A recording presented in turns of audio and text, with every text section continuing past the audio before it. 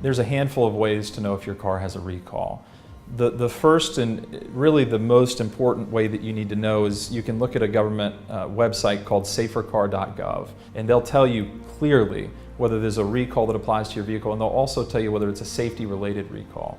Most people buy used cars, and most people don't know that when you buy a used car, they can sell you the used car without disclosing to you that a recall service hasn't been performed. Sometimes you'll get things in the mail, but don't count on this. Don't count on being able to receive all this information effectively through the mail, because a manufacturer may or may not know about you, and that's especially true if you bought a used car. Last and most important thing people need to realize about recalls is just because you don't have a recall on your vehicle doesn't mean that it's safe.